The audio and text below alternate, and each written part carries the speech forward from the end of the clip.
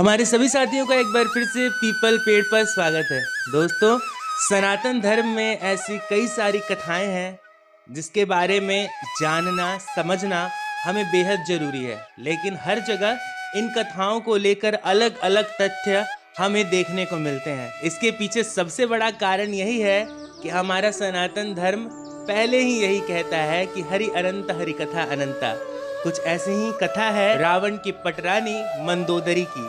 तो चलिए जानते हैं और सुनते हैं मंदोदरी की कथा। शुरू करते हैं कहानियों का यह सिलसिला और बढ़ते हैं कथाओं की ओर। लेकिन उससे पहले आपसे निवेदन है कि आप इस चैनल को सब्सक्राइब कर लें ताकि आप पर भगवान राम की कृपा सदैव ही बरसती रहे। हिंदू धर्म का सबसे बड़ा ग्रंथ रामायण इस बात का साक्ष्य है कि रावण के परिवार के दो लोग सीता के अपहरण और इस पूरे युद्ध के खिलाफ थे। वो थे भाई विभीषण और पटरानी मंदोदरी। दोनों बिल्कुल भी युद्ध नहीं चाहते थे और लगातार रावण को सीता माता को सम्मान पूर्वक राम जी के पास लौटा देने के पक्ष में थे और सीता माता को सम्मान पूर्वक भगवान श्री राम को लौटा देने के पक्ष में थे। लेकिन ऐसा नहीं हुआ। लड़ाई हुई, भयंकर युद्ध हुआ और उसमें रावण मारा गया। इसके बाद राम ने लंका का राजपाट रावण के छोटे भाई विभीषण को सौंप दिया। हालांकि विभीषण इस गद्दी पर बैठना नहीं चाहते थे, लेकिन उन्हें यह गद्दी संभालनी पड़ी। इन सब के बीच सबसे बड़ा सवाल यह आता है कि रावण की पटरानी मंदोदरी का क्या हुआ, क्योंकि वह रावण की सबसे प्रिय रानी थी और सभी पटरानियों में श्रेष्ठ थी। यह जानेंगे हम इस कथा के माध्यम से। बस आपसे निवेदन है कि इस कथा को अंत तक सुने। पुराणों में इस बात का जिक्र मिलता है कि मधुरा नाम की एक अप्सरा थी जो कैलाश पर्वत पर भगवान शिव के तलाश में पहुंची थी। तलाशते हुए जब वो भगवान शिव के पास पहुंची तो उसने वहां माता पार्वती को न देखकर शिव को रिझाने का प्रयास शुरू कर दिया। जब कुछ समय बाद वहां पार्वती पहुंची तो उन्होंने मधुरा के शरीर पर शिव की भस्म देखी और फिर वो क्रोधित हो गई। पार्वती ने मधुरा को श्राप दिया कि वो 12 साल तक मेंढक बनी रहेगी और कुएं के पास उसका वास होगा।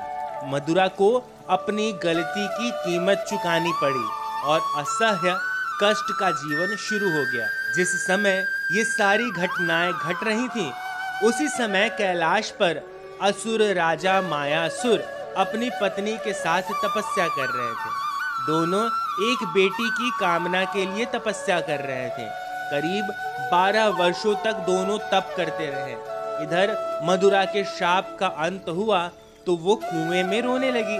सौभाग्य से असुर राज और उनकी पत्नी दोनों कुएं के नजदीक ही उस तपस्या में लीन थे। जब उन्होंने किसी के रोने की आवाज सुनी तब वे कुएं के पास गए। वहां उन्होंने मधुरा को देखा। फिर मधुरा ने अपनी पूरी कथा सुनाई।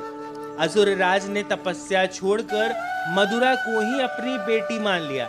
मधुरा का नाम बदलकर मंदोदरी रख दिया गया। असुरराज के महल में रहने से मंदोदरी को एक राजकुमारी का जीवन मिला। वो अपनी नई जिंदगी में बेहद खुश रहने लगी। लेकिन इसी बीच उसके जिंदगी में रावण आता है। एक समय की बात है जब मंदोदरी के पिता मायासुर से रावण मिलने पहुंचता है।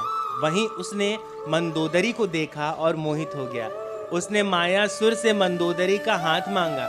मायासुर ने यह प्रस्ताव ठुकरा दिया तो वह क्रोधित होकर मंदोदरी का अपहरण कर लाया। दोनों राज्यों में युद्ध की स्थिति बन गई, लेकिन मंदोदरी जानती थी कि रावण उसके पिता से ज्यादा शक्तिशाली शासक है। इसलिए मंदोदरी ने रावण के साथ रहना स्वीकार किया। दोस्तों, अब कथा को लेकर चलते हैं थोड़ा आगे, जहां रावण ने सीता जी का अपहरण किया। मंदोदरी का चरित्र रामायण में बेहद ही नैतिक दिखाया गया है। जब रावण ने सीता का अपहरण किया था तब मंदोदरी ने इस बात का विरोध किया था। मंदोदरी बार बार रावण को यह समझाने का प्रयास करती रही कि दूसरे की पत्नी का अपहरण अपराध है, लेकिन रावण नहीं माना। आखिरकार राम के साथ युद्ध में रावण की बुरी पराजय हुई। वह मारा गया और मंदोदरी विधवा हो गई। जब रावण की मौत हो गई तब भगवान राम ने मंदोदरी को विभीषण से शादी करने का प्रस्ताव दिया। उन्होंने समझाया कि विभीषण के साथ मंदोदरी की जिंदगी बेहतर रहेगी, लेकिन मंदोदरी ने इस प्रस्ताव को अस्वीकार कर दिया था। जब मंदोदरी ने इस प्रस्ताव को ठुकरा दिया तब भगवान राम सीता और हनुमान के साथ एक बार पुनः मंदोदरी को समझाने गए।